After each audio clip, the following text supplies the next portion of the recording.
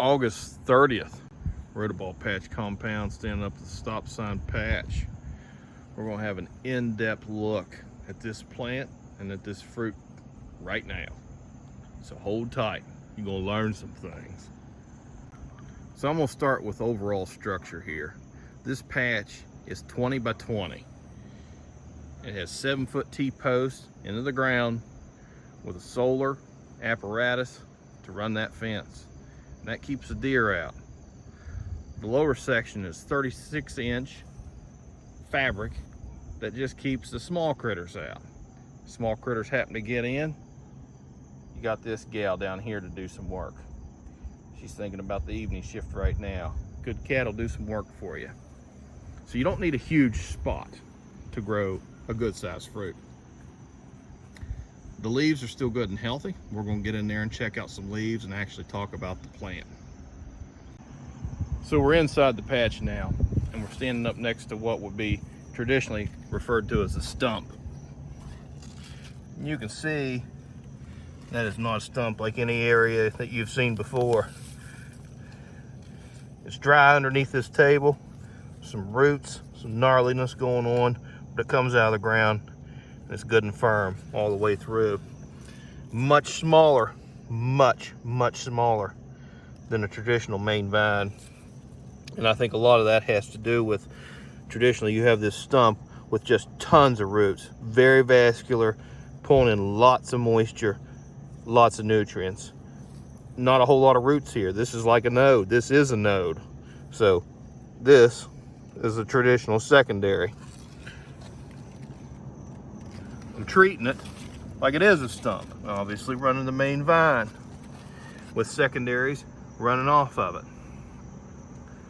One thing I think has saved the bacon on this plant this year, because if you know, down there we're covered currently in mustard. Those plants have gave up on me and blown stumps. What saved the bacon this year is this plant doesn't have a stump.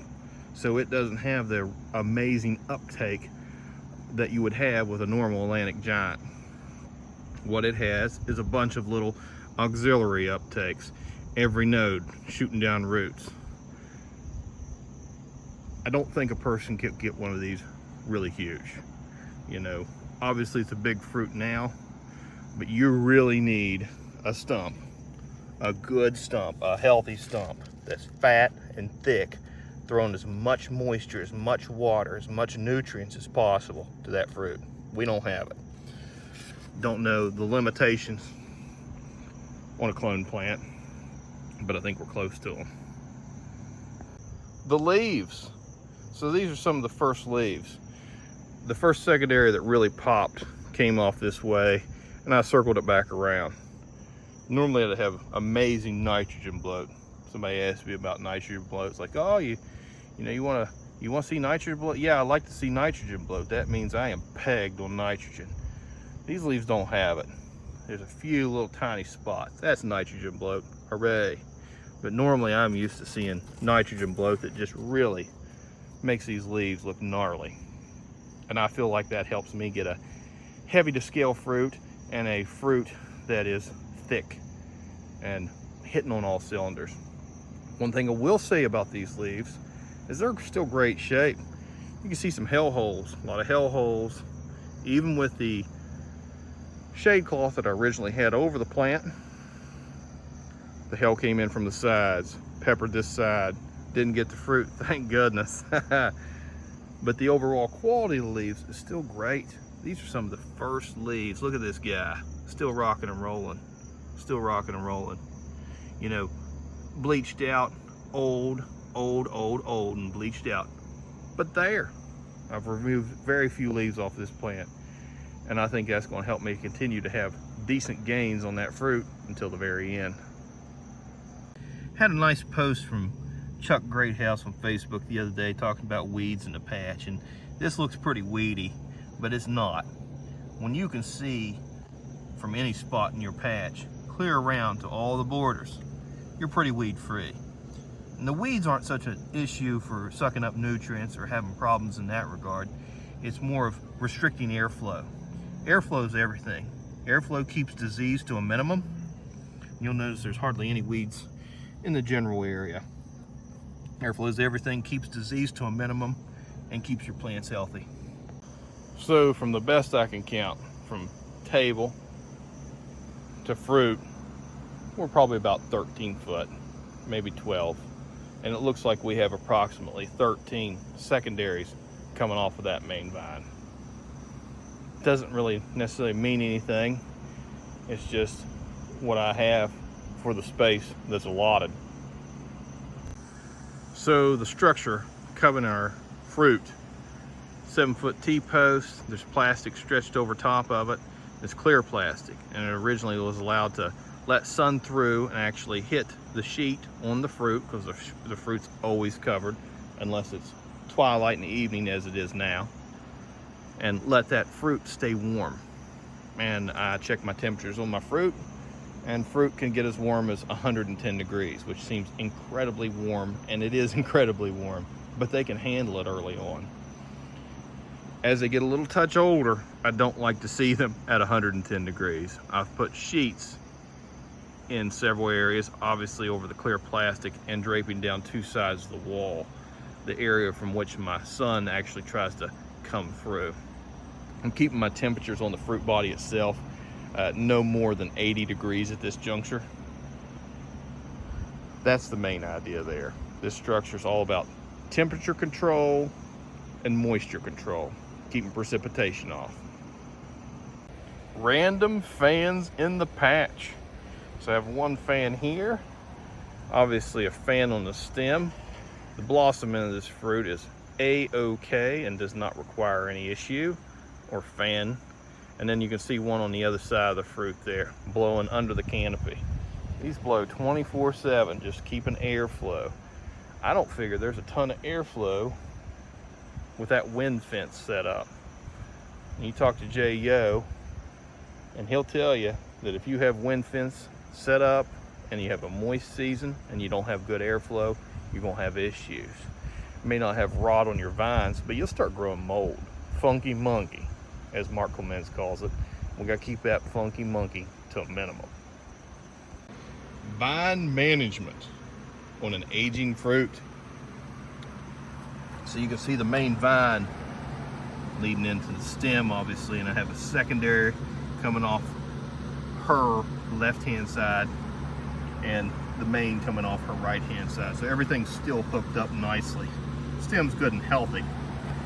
The main itself has some bends to it. We're zigzag. I tugged this fruit, oh, it's been a month ago or so. There's a video on YouTube, check it out. It's kind of funny. And that was its first and final tug. At this point, what I will do is I evaluate this main vine just to make sure we're not kinking up. We've got a little few minor kinky areas. What I'll do is I'll pop those nodes. Matter of fact, you can see some roots here. That's me physically pulling that out of the ground and releasing stress. So as this fruit grows and potentially pushes this way, it's going to put pressure there. Now this has the ability to continue to zigzag. In a perfect world, you just keep on tugging it. I don't want to be in the tugging business, so this makes good sense for me, and I don't feel like my loss is huge. I feel like I'm getting a lot more nutrients from way out there, a lot more water from way out there. This right here won't cost me but a pound or two, if that. The stem herself. So we're looking good, overall health of this stem. And the main things I look for is any brown or dark areas, any yuck. This has pretty consistent color. This right here is a healed up wound from a debridement and cleaning. Obviously this was the leaf on top of the stem in that area that was removed early on. Everything hooking up to it, leading out of it, is nice and clean and healthy. This is what you want to see. The main vine, like I said, is still hooked up. I have tension, and that's tugging it away. I made the decision, like I said, not to move this fruit any further forward, so we have to find a way to at least tug that vine away. Otherwise, we're going to be digging into the shoulder and potentially creating a wound. We're not in the wound business.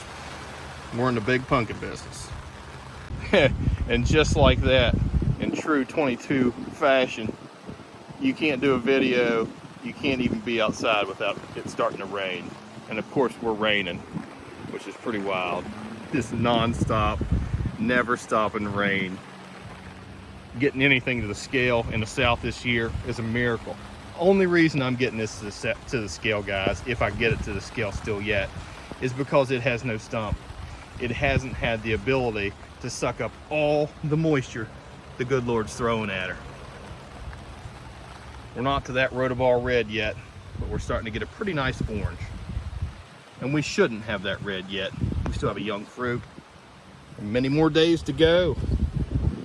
She'll end up down in North Carolina, like most of my fruit do. And she will be enjoyed by the folks down there, and I will enjoy the folks down there because they're good people. Folks from North Carolina are good people. The growers are some of the nicest growers you'll ever meet or deal with. I wouldn't be where I'm at today without them. They've helped me along the way, and they've made me a better grower, and I appreciate it. So I want to respect them, showing up to their way off, being a part of it, and being part of their community. Standing in the rain still, trying to get my last little shot of video in. Guys, I really appreciate you following along. It's been a heck of a year. We've had some heartache, we've had some excitement. We have a nice, pretty fruit. Hopefully it's going to do some things for us. Now I hope and pray to see it to scale. Bring your big one, bring your pretty one. Until then, Doc out.